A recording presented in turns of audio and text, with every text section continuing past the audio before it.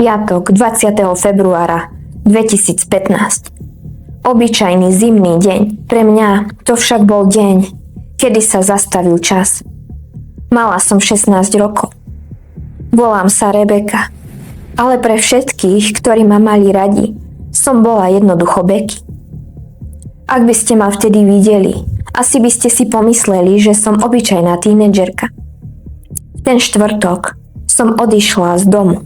Nevzala som si žiadne oblečenie, žiadne tašky, nič, čo by naznačovalo, že sa neplánujem vrátiť. Vzala som si len to, bez čoho sa mladí ľudia v mojom veku nepohnú ani na krok. Mobil, tablet a notebook. Nikto netušil, že to bolo naposledy, čo ma videli živú. Na druhý deň v piatok o 4:00 popoludní sa všetko začalo meniť. Moja rodina, priatelia zrazu začali panikáriť. Telefóny zvonili jeden za druhým, správy sa hromadili. Každý sa pýtal to isté. Kde je Beky? Nevideli ste ju? Nikto nevedel. A potom prišiel ten moment, kedy si môj otec uvedomil, že niečo je zlé. Vytočil tiesňovú linku. Nahlásil, že som zmizla. V tej chvíli sa začal môj príbeh. Príbeh, ktorý vám teraz vyrozprávam. Obete z krimi príbehov majú tvár, ale nemajú hlas. V mojich videách ho dostanú. Rozprávajú svoj tragický príbeh sami, tak, ako sa naozaj stal, aby sa na ne nezabudlo, aby ich smrť nebola zbytočná. Môj telefón zvonil, displej blikal, správy naskakovali jedna za druhou, no ja som neodpovedala. Nebol to žiaden tínedžerský rozmar. Každý, kto ma poznal, vedel, že tak by som sa ja nechovala. Nikdy by som nenechala otca čakať do noci. Ešte deň predtým som sa rozprávala s kamarátkou. Smiali sme sa. Žiadne náznaky, žiadne tajnosti, žiadne zvláštne správanie. Prečo by som utekala? Nemala som na to jediný dôvod. A hlavne nevzala som si so sebou žiadne oblečenie ani veci. Tak čo sa vlastne stalo? Narodila som sa v roku 1998. Moji rodičia sa rozišli ešte predtým, ako som prišla na svet. Prvé roky som strávila s mamou. Nebolo to ľahké obdobie. Skončilo to tak, že mňa a môjho brata Dana museli odobrať z jej starostlivosti. Netrvalo však dlho a našli sme bezpečný prístav. Naším domovom sa stal otec. Tí, čo ma nepoznali, ma občas vnímali ako tichu. Ale pre mojich blízkych som bola úplne iná. Opisovali ma ako divokú, plnú života, s poriadne ostrým a uštipačným zmyslom pre humor. Keď som bola s ľuďmi, ktorým som dôverovala, tak konečne som bola sama sebou. V škole to bolo iné. Tam ma ľudia videli ako to tiché, plaché dievča v zadnej lavici. Moja učiteľka však o mne neskôr povedala, že som mala obrovské srdce, že som bola neuveriteľne starostlivá a láskavá. Nemala som okolo seba davy ľudí.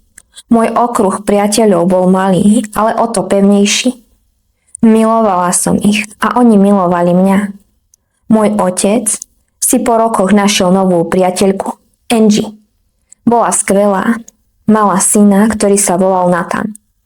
Postupne sme sa začali spájať do jednej rodiny. Keď mali otec a Angie v roku 2013 svadbu, bol to pre všetkých krásny deň. Nathan išiel otcovi za svedka a ja som bola ako družička. Spolu so mnou tam bola aj Nathanova priateľka Shona. Potom, čo otec dovolal na tiesňovú linku v ten osudný deň, sadol si za počítač a napísal na Facebook status. Prosím, ak niekto videl moju dcéru alebo o nej niekto niečo počul, dajte mi vedieť, že je v poriadku. Zmizla v štvrtok 19. februára o 11:15 do obeda. Mala ísť za svojim priateľom, ale už neprišla. Môj priateľ ma čakal. Keď som neprišla, prišiel ma hľadať k nám domov. Ale ja som tam nebola. Nikto z mojich kamarátov ma nevidel. Polícia rozbehla pátranie a môj otec do kamier so slzami v očiach hovoril tie slova. Teraz sa už naozaj bojím. Chcem ju mať doma. 5 dní policajti prečesávali kríky, polia a uličky okolo nášho domova.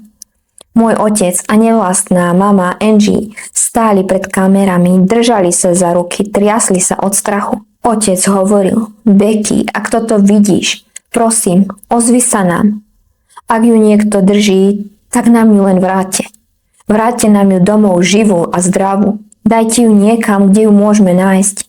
Sme na dne, prosím. Ona nemá žiadne problémy. My ju len chceme mať doma. Chceme ju späť. To je všetko, čo chceme. 25.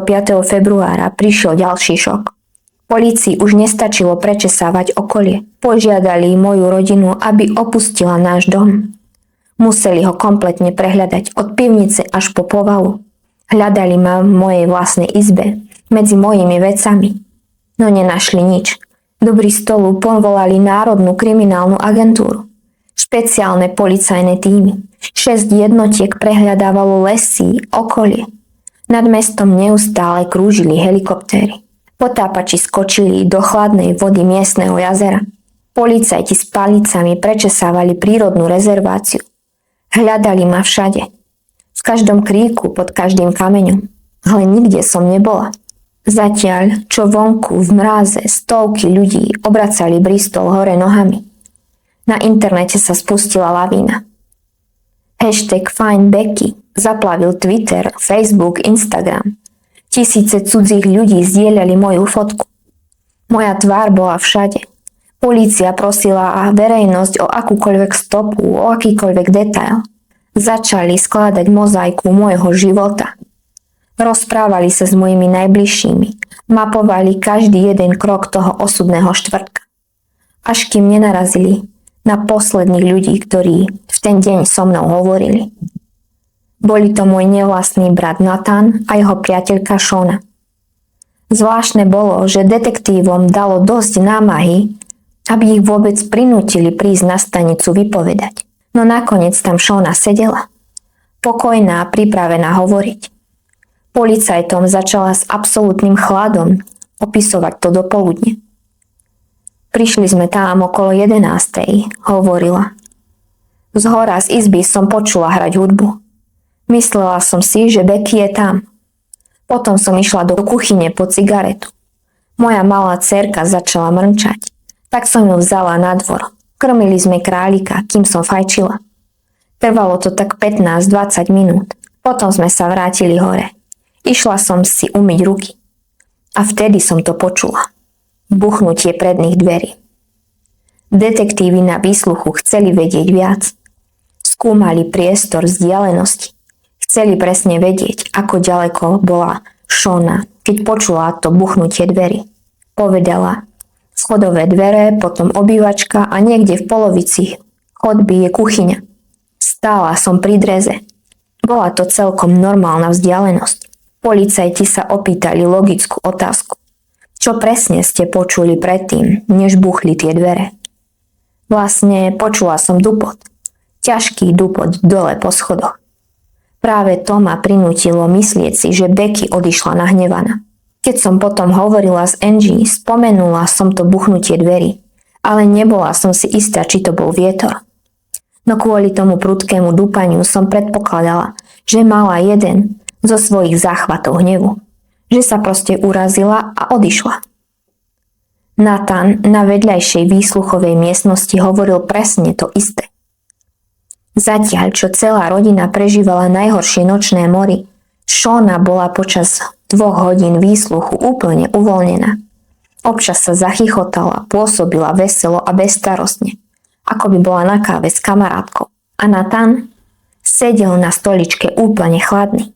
Nevykazoval ani najmenší záujem, ani štipku strachu o môj život. Detektív si neskôr všimol niečo, čo hneď udrelo do očí. Ich príbeh do seba zapadal až príliš presne. Keď dvaja ľudia hovoria o nejakej rovnakej veci, tak ich spomienky sa zvyčajne líšia. Niekto sa pomýli v čase, niekto si nepamätá iný detail, ale výpovede Nathana a Shony boli ako cez kopírák. Každé slovo, každé buchnutie dverí, dupot po schodoch sedeli na sekundu presne. Pre skúsených kriminalistov to bol jasný signál. Tí dvaja sa nespoliehali na pamäť. Oni sedeli doma a celé dni to nacvičovali. Dohodli sa, aby ich klamstvá dokonale sedeli. Ubehlo 9 dní. Dobrovoľníci v obrovských skupinách prehľadávali parky a lesy. Moja tvár sa pozerala z tisícov plagátov na pouličných lampách, výkladov, obchodov. Ľudia plakali, modlili sa a odmietali ma prestať hľadať, kým ma nenájdu živú. Lenže polícia ten 9. deň urobila rázny krok. Zavolali elitný tím pre vážnu trestnú činnosť a vrátili sa s forenznou jednotkou priamo do nášho domu, do mojej izby. Oblečení v bielých overaloch prečesávali každý milimeter a vtedy pod špeciálnym svetlom urobili desivý objav. Na ráme mojej izby našli nepatrné škvrny. A čo bolo ešte horšie, boli tam otlačky prstov. A kým laboratórium analyzovalo tieto otlačky, polícia si Nathana a Seanu pozvala na druhý výsluch. Vyšetrovateľ sa Seany pýtal, ako Nathan zvláda to celé. Či nemá strach rozprávať sa s políciou. Nie, nič také mi nehovoril, povedala Seana. Ale znáša to dosť ťažko. Myslí hlavne na svoju mamu. Viete, vie, ako hrozné to musí byť pre ňu.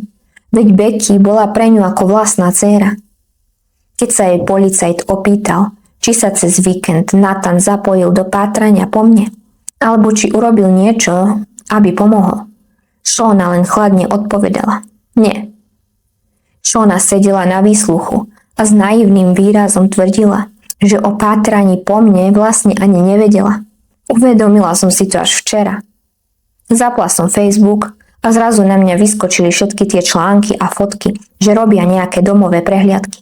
Kým Nathan vedľa v miestnosti začal hovoriť niečo úplne iné. Ona bola pokojná. Ich dokonalý, nacvičený scenár sa začal sypať na banálnych detailoch, aby odpútal pozornosť od seba. Začal pred detektívmi hovoriť o tom, že ma vlastne ani nemal rád. Že ho hnevalo, ako sa správam k jeho mame Angie, že som k nej občas bývala drzá. Hľadal chyby na mne, aby ospravedlnil svoj chlad. Vyšetrovatelia v tej chvíli cítili obrovskú nervozitu. Mali z toho všetkého zlý pocit. No pocity na zatknutie nestačia. Potrebovali nezvratný dôkaz. A ten prišiel. Práve v ten moment dorazili výsledky z laboratória. Otlačky prstov na ráme dverí v mojej izbe patrili Nathanovi. Sobota 28. februára 2015 bol Nathan a Seana zatknutí s mojím bratom Danom. Pritom vychádzal celkom dobre. Často spolu hrali videohry, trávili spolu čas ako bežní chalani. No so mnou takmer vôbec nekomunikoval. Nebýval s nami v jednom dome, žil nedaleko u svojej babky, ale k mame a našej rodine chodil veľmi často. Už keď mal 19, otec si všimol, že s ním niečo nie je v poriadku. Raz prišiel k nášmu domu autom a na zadných sedadlách mal 4 mladé dievčatá. Žiadna z nich nemala viac ako 12 rokov. Otec zúril. Odmietol ich pustiť do domu a ostro Nathanovi prikázal, aby ich okamžite odviezol domov. Keď som bola v puberte, začala som mať problémy s jedením. Moja rodina mala o mňa obrovský strach, no Nathan moje utrpenie len zhadzoval. Hovoril, že to robím len preto, aby som na seba upútala pozornosť. Bola som slabá, občas som omdlela a Nathan, pre neho to bolo stále jedno veľké divadlo. Trvalo rok, kým som zabojovala a z tej choroby sa dostala. V roku 2008 mal Nathan 21 rokov a priviezol ukázať svoju novú priateľku Seanu. Tvrdil, že má 19. Klamal. V skutočnosti mala len 15. Môj otec okamžite cítil klamstvo. Vedel, koľko úsilia a bojov s úradmi ho stálo, aby mňa a brata dostal do sociálnej starostlivosti. Nebol ochotný riskovať stabilitu našej rodiny kvôli Nathanovým zvráteným hrám. Povedal mu, nech ju okamžite odvedie domov. Otec Seanu od začiatku nemal rád. Vravel, že je na nej niečo divné. Niečo, čo nevedel presne pomenovať. A niečo, čo v ňom prebúdzalo zlý pocit. Nathan a Seana však zostali spolu. Založili si rodinu a narodila sa im dcéra. A teraz, roky neskôr, sedeli na polícii s putami na rukách. Vyšetrovatelia na Nathana zvolili premyslenú taktiku. Najprv ho nechali hovoriť úplne voľne. Kládli mu jednoduché otázky, nechali ho budovať si falošné sebavedomie. Sledovali, ako sa zamotáva. A keď videli, že sa cíti bezpečne, prudko zmenili stratégiu. Výsluch nabral agresívnejšie, priamejšie tempo. Zrazu Nathan stal pred voľbou pokračovať v klamstvách alebo priznať, čo urobil. Detektívy tlačili na Seanu. Čoraz viac pýtali sa priamo, či má nejaké podozrenie, že by Nathan alebo ktokoľvek iný z našej rodiny mohol mať prsty za mojim zmiznutím. Ste si absolútne istá, že nám nič netajíte? Policajt sa na ňu zadíval. Vidím vám to na tvári, Seana. Vy viete, čo sa stalo. Seana len nervózne uhla pohľadom a šepla. Len sa uisťujem, či mi neunikla nejaká zvláštna maličkosť, na ktorú som si predtým nespomenula. No, neviem o ničom. Kým na stanici predstierala amnéziu, forenzný tím vtrhol do domu, kde bývala s Nathanom. Ten dom bol jeden obrovský chaos. Všade neporiadok, špina, nahromadené staré veci a odpadky. Každá jedna miestnosť bola zaprataná. Až kým policajti neotvorili dvere na kúpeľni. Vstúpili dnu a ostali ako obarení. Ľavá strana kúpeľne bola taká ako zvyšok domu, špinavá a zanedbaná. Ale vaňa? Tá bola dokonale čistá. Žiarila novotou, bola vyleštená do biela, bez jedinej škvrny, bez smietky prachu. V tom dome plnom odpadkov pôsobila ako pes na oko. Kriminalistom bolo okamžite jasné, že v nej niekto drhol niečo, čo muselo zmiznúť za každú cenu. Polícia držala Nathana a Seanu v cele, no takticky im nepovedala, čo všetko už vedia. 2 dní forenzný tím v tom obrovskom neporiadku hľadal aspoň jedno malé vodítko. A nakoniec ho našli. Boli to 2 kúsky papiera. 2 bločky z obchodu pre majstrov. V piatok, presne ten deň, keď môj otec nahlásil zmiznutie, niekto kúpil elektrickú pílu, ochranné rukavice, okuliare a respirátor. Kamery z obchodu to potvrdili na sekundu presne. Tým nakupujúcim bol môj nevlastný brat Nathan. V tej chvíli hra skončila. Nathana a Seanu predtým držali len kvôli podozreniu z únosu. Teraz ich zatkli znova. Tentoraz za vraždu. Polícia musela urobiť to najťažšie. Prísť za mojim otcom a povedať mu pravdu, že už ma nehľadajú živú a že to pravdepodobne urobil jeho nevlastný syn. Môj otec neskôr opísal, že v tom momente mal pocit, ako by sa celý svet začal rúcať a skladať sám do seba. Správa o mojej smrti zasiahla celé mesto. Miesto, kde dobrovoľníci ešte včera verili v zázrak, zaplavili kvety a sviečky. Policajti na výsluchu stále držali tromfy. Nathanovi ani Seane nepovedali, že našli tie 2 bločky. Namiesto toho zvyšovali psychický tlak. Neustále im opakovali, váš dom sa prečesáva. Naši experti tam obracajú každý centimeter hore nohami. Nechali ich dusiť sa vo vlastnom strachu a v neistote, čo všetko polícia vie. A tlak nakoniec zabral. V marci 2015 Nathanov právnik položil na stôl vyhlásenie. Scéna v miestnosti bola priam bizarná. Nathan odmietol počúvať svoje vlastné slova. Keď jeho obhajca začal text čítať nahlas, tak si zapchal uši. Ja, Nathan, prijímam zodpovednosť za smrť Rebeky. 15. februára som prišiel do domu spolu s mojou priateľkou Seanou. V aute som mal veľkú tašku, paralýzer a lepiacu pásku. Dostal som nápad, že Rebeku vydesím tým, že ju unesiem. Chcel som ju vystrašiť a dať jej lekciu. Veril som, že je sebecká a jej správanie voči matke ohrozuje jej zdravie. Jeho priznanie pokračovalo. Opísal, ako Seana odišla na dvor zapáliť si cigaretu. Nathan išiel podľa svojho plánu. Vzal z kufra auta tašku s vecami a vyšiel hore po schodoch a zaklopal na dvere mojej izby. Nepamätal si presne poradie vecí, ktoré použil. ale použil to na to, aby ma premohol. Počas krátkeho zápasu sa mu zošmykla maska z tváre. Pozrela som sa na ňo a uvidela som ho. V tej chvíli Nathan spanikáril. Uvedomil si, že viem, kto je. A tak ma začal štítiť. A potom som ostala v tej taške. Vzal ma do svojho domu a tam použil tú elektrickú pílu. Priamo vo vani. Vyšetrovatelia ma našli vo vreciach. Hoci ešte neprebehla oficiálna identifikácia. Museli okamžite zavolať môjmu otcovi. Museli mu oznámiť to, na čo ich nikto nedokázal pripraviť. Že ma našli, ale nie v celku. V súvislosti s týmto strašným nálezom polícia okamžite zatkla ďalších 5 ľudí, 3 mužov a 2 ženy. Boli podozriví z toho, že Nathanovi pomáhali zahladzovať stopy. Ľudia, v ktorých dome ma našli, neskôr na súde tvrdili, že nemali ani tušenie, čo je v tých taškách, ktoré im Nathan priniesol na dvor. Nakoniec sa však k vine priznali za napomáhanie páchateľovi. 2 ďalší boli oslobodení. Mala som viac ako 50 zranení. Museli ma identifikovať len pomocou DNA testov. A potom, čo Nathan začal hovoriť, tak Shona stále tvrdila, že o ničom nevedela. Že sa to dozvedela až ráno, keď napísal to vyhlásenie. Keď sa jej vyšetrovateľ opýtal, ako dokáže, že v tom nešla s ním, odpovedala chladne: neexistuje žiaden dôkaz. Ničoho som sa nedotkla. Nebola som pri nej, keď bola živá, ani keď už nežila.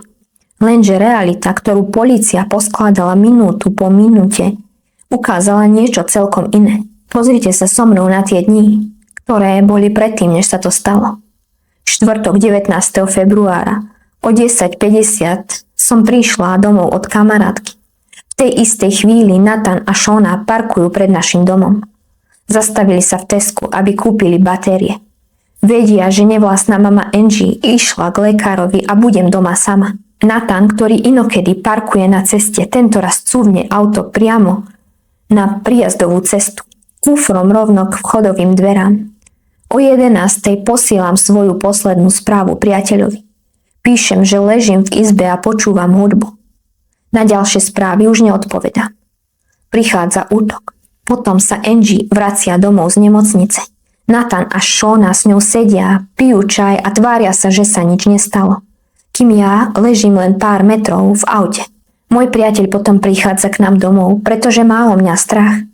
Dvere otvára Shona a predstiera, že sa ide pozrieť do mojej izby, či tam náhodou nespím. Vravím mu, že tam nie som. O 7:00 večer, po celom dni strávenom s mojou nič netušiacou rodinou, Nathan a Shona konečne odchádzajú domov. So mnou v kufri auta. A čo urobia potom? Objednajú si pizzu a čínske jedlo. Nathan predstiera telefonát od kamaráta, ktorý vraj potrebuje pomôcť, aby mal alibi. Piatok 20. februára 12:20 Nathan ide do obchodu, kupuje 2 fľaše čističa odpadu. Potom mierí do toho obchodu pre tú pílu, masku a rukavice. O 3:00 Shona posiela správu: kedy končíš práci? A usmieva sa. Zatiaľ, čo ležím v ich kúpeľni. O 9:00 večer si sadnú za počítač, púšťajú si video s názvom Chceš skryť telo? V sobotu nakupujú vrecia, lepiace pásky a bielidla. A v nedeľu chodia do ďalších obchodov pre špongie a potravinárskú fóliu. V pondelok im na dvere klope polícia. Nathan a Shona stoja za dverami, no nehovoria nič, nikomu neotvárajú. O 4:30 popoludní z ich spoločného mobilu niekto na Google hľadá moje meno. O 2 minúty neskôr Shona dvíha telefón. Volá so svojou matkou, s ktorou nerozprávala dlhé 4 roky. Potrebuje narýchlo dohodnúť návštevu. 24. februára o 2:00 ráno zachytávajú kamery bielu dodávku. Smeruje tam, kde ma nakoniec našli. Nathan vraví, že ma chce len uniesť, aby som si začala viac vážiť život. Chcel, aby som si vážila iných ľudí, ale vraj mi nechcel ublížiť. Vraj som nechávala naschvál na zemi veci, aby o nem jeho mama zakopla. Vraj som jej hovorila škaredé slova, tak veril, že keď ma vydesí, takže potom s tým prestanem a že budem lepšia. Myslel si, že keď sa budem báť a utečiem, tak potom on zhodí masku, vráti sa domov a bude sa tváriť úplne normálne. Nathan bol obvinený z mojej vraždy. Na Shonu to však nestačilo. Obvinili ju len z marenia spravodlivosti a prepustili na kauciu. No polícia sa nevzdala. 8 týždňov experti analyzovali ich počítače a telefóny. A práve tam, hlboko v pamäti Shoninho mobilu, našli všetko, čo potrebovali. Našli sériu vymazaných správ. Správ, ktoré mali ostať navždy skryté. Ich internetová história bola plná vyhľadávania nevhodných snímkov s dievčatami v mojom veku. Vyšetrovatelia pri ďalšom výsluchu položili pred Shonu prepis prvej správy. Nathan jej vtedy napísal: Donesieš domov nejaké pekné školáčky? Policajt sa opýtal: povedzte mi niečo o tejto správe. Shona chladne odpovedala, bez komentára. O pár hodín neskôr v ten istý deň prišla od Shony odpoveď. Práve som videla v obchode veľmi mladé, pekné dievča. Mala som chuť ju rovno knockoutovať a priniesť ju domov. Lol. Vyšetrovatelia položili pred Shonu ďalšiu správu. Správu plnú symbolov, krížikov a nuly. Kód, ktorým s Nathanom komunikovali. Pýtali sa, či to dievča z toho obchodu nebolo v mojom veku. Shona opäť zopakovala bez komentára. Lenže forenzné dôkazy opäť prehovorili jasnejšie, než jej mlčanie. Na jednom z vriec, v ktorom boli ukryté pozostatky, našli jej DNA a našli ho aj na jednej z masiek. 22. júna bola Shona oficiálne obvinená z mojej vraždy. Súdny proces začal 6. októbra 2015. Moja rodina sedela v sieni, úplne paralizovaná, keď sa prvýkrát dozvedeli pravdu. Čo sa vlastne stalo? 2 roky pred môjim koncom som sa zverila kamarátke s niečím desivým. Nathan mi vtedy do detailov opísal, ako by ma pripravil o život. Nepovedala som to rodičom, myslela som si, že si vymýšľa. Nakoniec bol uznaný vinným z únosu a vraždy svojej nevlastnej sestry. Shona bola oslobodená spod obvinenia vraždy, no porota ju uznala vinnou z únosu a zabitia. Porota neverila ani jednému z ich slov. Pochopili, že ma pripravili o život pri zvrátenom, sexuálne motivovanom útoku. Nathan dostal do živote s minimálnym trestom 33 rokov. Keď ho odvádzali v putách, nedokázal sa pozrieť svojej matke ani môjmu otcovi do očí. Shona dostala 17 rokov za mrežami. Súdna syn plakala. Sudca mal slzy v očiach, keď sa pozrel na moju rodinu. Nathan bude mať dávno po 60-ke, kým dostane vôbec šancu o podmienečné prepustenie. No sudca to povedal jasne. Je veľmi pravdepodobné, že z väzenia už nikdy nevyjde. Nathan a Shona sa ešte pokúsili proti rozsudku odvolať. Obaja neúspeli. Oficiálna správa úradov neskôr dospela k záveru, že mojej vražde sa nedalo predísť ani ju predvídať. Priznali však, že sa málo pozornosti venovalo širšej rodine, vrátane môjho nevlastného brata. Moja úzkosť, občasné komplikované správanie v puberte totiž neboli len tak.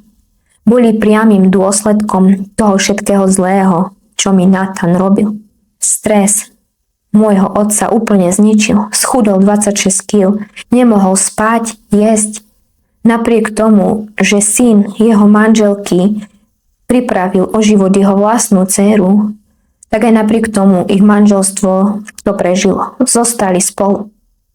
Môj príbeh je strašný a láme srdce, no mali by ste si z neho niečo pamätať. Sú to slová mojej rodiny. Povedali o mne vec, ktorú chcem, aby ste počuli na úplný záver. Becky bola ako tornádo, ako hurikán, ako slnečný lúč v jednom. Vstúpila vám do života a vy ste zrazu mali pocit, že konečne žijete. Tak čo si o tomto prípade myslíte vy? Budem rada, ak sa o vaše názory podelíte dolu v komentároch.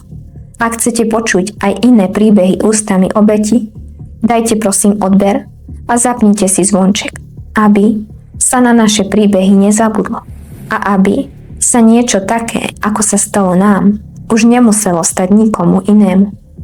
Volám sa Becky A ďakujem, že ste si vypočuli môj tragický príbeh.